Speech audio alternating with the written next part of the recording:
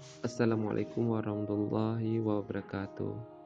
Yang terhormat Ayah Bunda, dalam kondisi pandemi COVID-19 ini sangatlah berpengaruh kepada pendidikan sekolah anak-anak kita, khususnya proses belajar mengajar.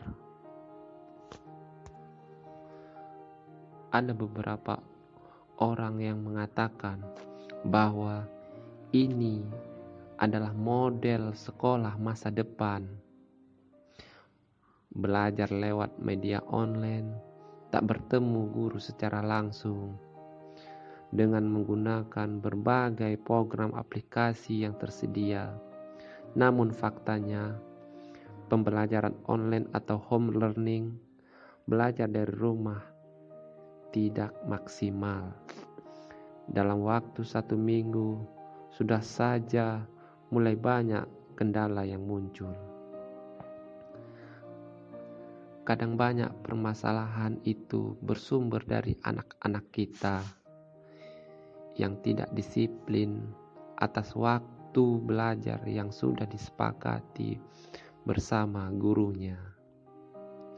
Terkadang dari guru yang belum mahir menggunakan aplikasi belajar secara online, dan terkadang dari orang tua yang kebingungan bagaimana melakukan cek agar anaknya belajar dan mendapat waktu sesuatu dari gurunya. Ayah Bunda, memang benar pembelajaran itu tidak bisa terhindar dari teknologi. Belajar jarak jauh, semua ahli pendidikan mengakui bahwa peran guru sebagai pemberi informasi dalam menyampaikan materi ajar sudah banyak disaingi oleh Google, YouTube, dan lain-lain. Semua orang tua tahu itu, namun percayalah, pembelajaran online yang terjadi sekarang di negeri kita adalah pembelajaran dalam kondisi darurat. Artinya, kita dan anak-anak kita semaksimal mungkin harus berada di dalam rumah, karantina diri dalam rumah untuk mengurangi dalam penyebaran COVID-19. Pembelajaran online dalam kondisi darurat ini sangat berbeda dengan pembelajaran online yang wajar, yaitu perencanaan yang matang. Mereka itu adalah beberapa hal yang patut kita perhatikan sebagai orang tua juga guru. Pertama, semua pihak, orang tua dan guru juga, dan siswa harus memahami belajar dengan online dalam kondisi darurat. Semuanya banyak hambatan. Semua pihak harus memaklumi dan memahami, bukan malah saling menyalahkan, tapi harus saling membantu.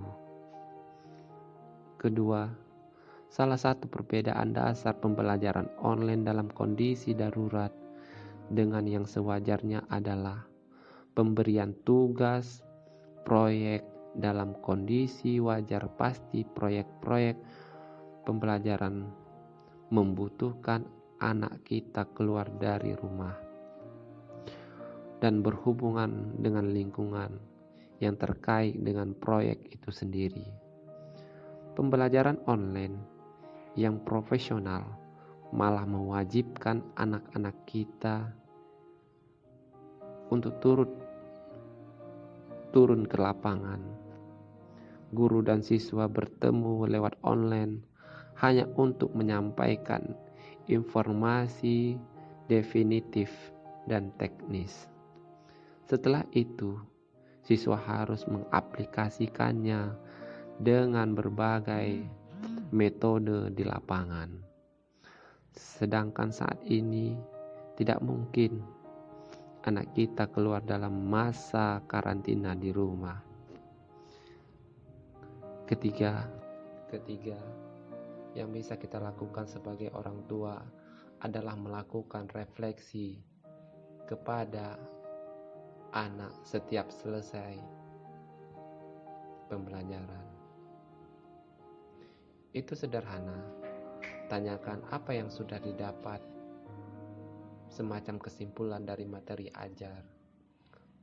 Lalu, ada yang masih bingung terhadap materi itu, kemudian diskusikan dengan obrolan santai tentang manfaat materi ajar tersebut dalam kehidupan sehari-hari. Pastikan akan terjadi interaksi dan dialog yang keren setiap hari di rumah antara orang tua dengan anak kita. Keempat, sebagai orang tua, janganlah malah meminta setiap guru untuk memberi tugas kepada anaknya. Nanti akhirnya setiap guru berupaya untuk memberikan tugas. Terkadang satu anak mendapat 8 tugas per hari karena punya 8 guru. Anak kita akan stres. Ingat, kondisi darurat.